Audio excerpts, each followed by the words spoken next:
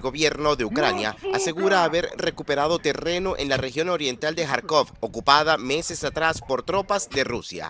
El presidente Volodymyr Zelensky dijo que el objetivo es poner fin a la guerra en las condiciones de una Ucrania independiente. Nuestras operaciones defensivas en la región de Donetsk, la región de Kharkov, en el sur de Ucrania, nuestra liberación de la flota rusa del Mar Negro, nuestra operación en la región de Kursk y nuestros ataques casi diarios contra objetivos militares rusos son todos ellos nuestro esfuerzo sistemático en defensa de Ucrania. Por otra parte, Moscú ha informado que suspendió el transporte marítimo entre Rusia y Crimea tras un ataque del ejército ucraniano contra un cargamento de combustible. Además, Vladimir Putin acusó a Ucrania de intentar un ataque contra una instalación nuclear en Kursk sin presentar pruebas. El enemigo intentó atacar la central nuclear por la noche, según ha sido informado el Organismo Internacional de Energía Atómica. Prometieron enviar especialistas y venir ellos mismos a evaluar la situación. Espero que lo hagan en algún momento. Entre tanto, el primer ministro de India, Narendra Modi, se reunió con el mandatario ucraniano manifestando estar a disposición de facilitar un acuerdo de paz entre Rusia y Ucrania. Ningún conflicto puede resolverse en el campo de batalla. El camino hacia la resolución solo puede encontrarse a través del diálogo y la diplomacia. Y debemos avanzar en esa dirección sin perder tiempo. Ambas partes deben sentarse juntas para encontrar formas de poner fin a esta crisis. Previamente, el premier indio visitó Moscú el pasado mes de julio, generando críticas por parte de Estados Unidos y Ucrania.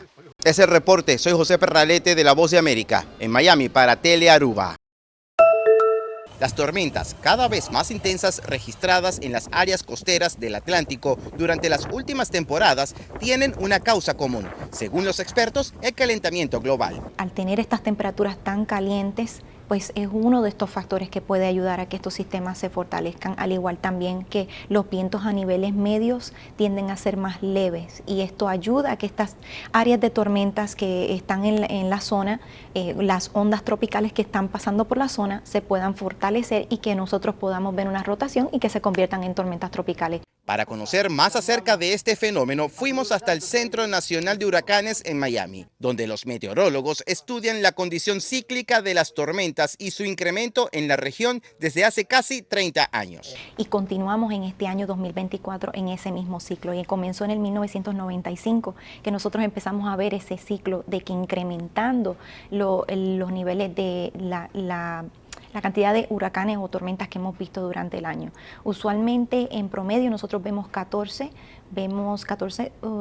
tormentas nombradas, 7 pudieran convertirse en huracanes y de estas 3 pudieran ser huracanes mayores. Los modelos de predicción climática de la NASA sugieren que debido al calentamiento global, los huracanes causarán lluvias más intensas, mayor riesgo de inundaciones y de marejadas ciclónicas, condiciones que podrían provocar huracanes más intensos e impredecibles. Si alteramos la temperatura del agua y la hacemos más alta, si alteramos la humedad de la atmósfera, porque cuando hay más calor, la humedad de la atmósfera es mayor porque hay mayor evaporación del agua, entonces estamos alterando 2 de los 3 elementos de los huracanes. Sin duda, el huracán se va a alterar y pues en definitiva va a ser más potente. La Oficina Nacional de Administración Oceánica y Atmosférica de Estados Unidos ha registrado temperaturas oceánicas más elevadas que en otros tiempos. Cálculos recientes dan cuenta de temperaturas de hasta 32 grados centígrados en el Atlántico, cuando la condición para desatar un huracán es que la temperatura oceánica supere los 26 grados centígrados.